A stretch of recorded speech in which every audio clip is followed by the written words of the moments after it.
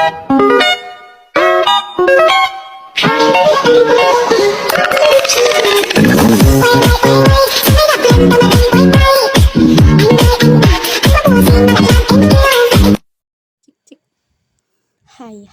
Sananet, kembali lagi dengan aku, Cinta Nur Ramadhania, dalam pembelajaran manajemen pendidikan.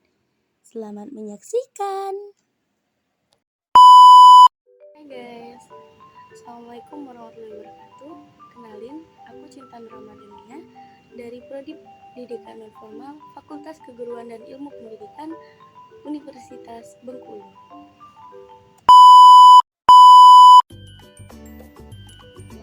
Baiklah, di sini saya akan menjelaskan tentang manajemen pendidikan. Yang pertama yang dibahas yaitu konsep dasar manajemen pendidikan. Apa sih manajemen pendidikan itu? Manajemen pendidikan adalah manajemen berasal dari bahasa Latin dari kata manus yang artinya tangan dan agri yang berarti melakukan. Kata-kata ini digabung menjadi yang bermakna menangani sesuatu, mengatur, membuat sesuatu menjadi apa yang diinginkan dengan mendayagunakan seluruh sumber yang ada. Itu pendapat dari Asbendri tahun 2012. Selanjutnya yaitu menurut Langeveld pada tahun 1971, pendidikan adalah setiap usaha, pengaruh, perlindungan, dan bantuan yang diberikan kepada anak tertuju kepada pendewasaan anak itu, atau lebih tepat membantu anak agar cukup cekap melaksanakan tugas hidupnya sendiri. Jadi, arti manajemen pendidikan yaitu manajemen pendidikan adalah suatu kegiatan atau rangkaian kegiatan yang berupa proses pengelolaan usaha kerjasama sekelompok manusia yang tergabung dalam organisasi pendidikan untuk mencapai tujuan pendidikan yang telah ditetapkan sebelumnya, dengan memanfaatkan sumber daya yang ada dan menggunakan fungsi-fungsi manajemen agar tercapainya tujuan secara efektif dan efisien. Selanjutnya, unsur-unsur manajemen apa aja sih? Unsur-unsur manajemen terdiri dari 7M plus 1L.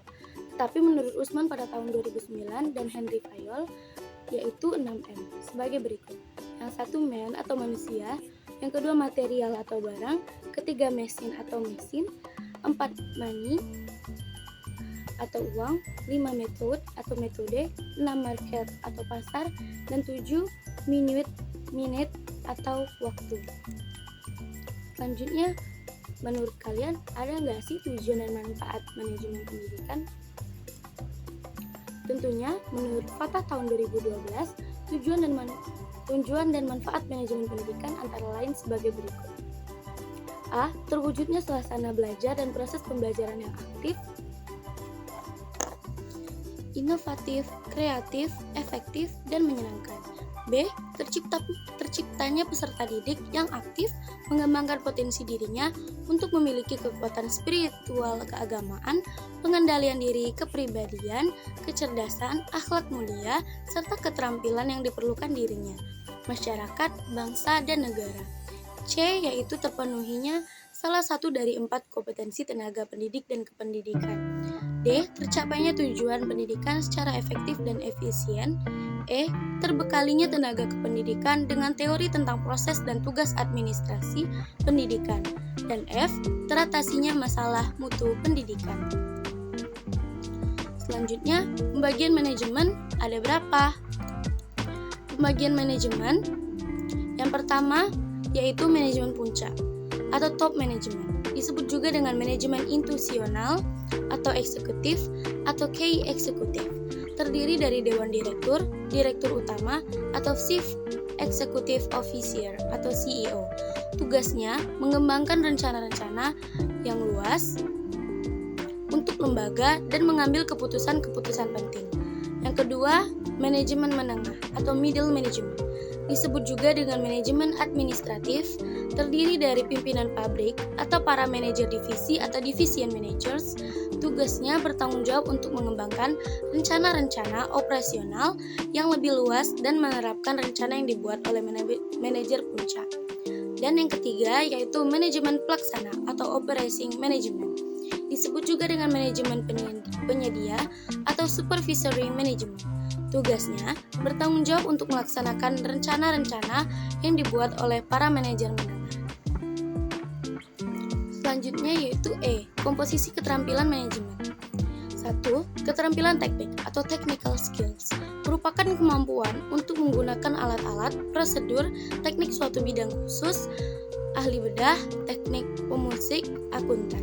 Yang kedua, keterampilan manusiawi atau human skills merupakan kemampuan untuk bekerja dengan orang lain, memahami orang lain, dan mendorong orang lain, baik sebagai perorangan maupun kelompok. Dan yang ketiga, ada keterampilan konseptual, yaitu conceptual skills, merupakan kemampuan mental untuk mengkoordinasi dan memadukan semua kepentingan dan kegiatan organisasi yang meliputi A. Melihat organisasi secara keseluruhan, dan B. Memahami perubahan pada setiap bagian yang dapat mempengaruhi organisasi. Selanjutnya, ruang lingkup manajemen pendidikan itu ada apa aja sih? Yaitu menurut Bahrudin pada tahun 2010, ruang lingkup manajemen pendidikan antara lain sebagai berikut, yaitu 1. Manajemen kurikulum, yang kedua manajemen personalia, yang ketiga manajemen peserta didik, yang keempat manajemen sarana dan prasarana, yang kelima manajemen keuangan atau pembiayaan, yang keenam manajemen administrasi, yang ketujuh manajemen humas, dan yang kedelapan adalah manajemen layanan khusus.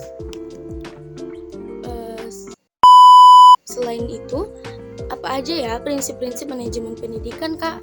Oke, baiklah aku akan menjelaskan, yaitu prinsip-prinsip manajemen pendidikan. Menurut Douglas pada tahun 1963, merumuskan prinsip-prinsip manajemen pendidikan, yaitu sebagai berikut.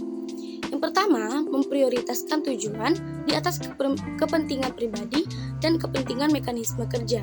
Yang kedua, mengkoordinasikan wewenang dan tanggung jawab. Yang ketiga, memberikan tanggung jawab pada personil sekolah, hendaknya sesuai dengan sifat-sifat dan kemampuannya. Yang keempat, ada mengenal secara baik faktor-faktor psikologis manusia. Dan yang kelima, yaitu relativitas nilai-nilai. Prinsip-prinsip tersebut memiliki esensi bahwa manajemen dalam ilmu dan praktiknya harus memperhatikan tujuan orang-orang, tugas-tugas, dan nilai-nilai. Tujuan dirumuskannya dengan tepat sesuai dengan arah organisasi, tuntunan zaman, dan nilai-nilai yang berlaku. Tujuan suatu organisasi dapat dijabarkan dalam bentuk visi, misi, dan saran-sarannya.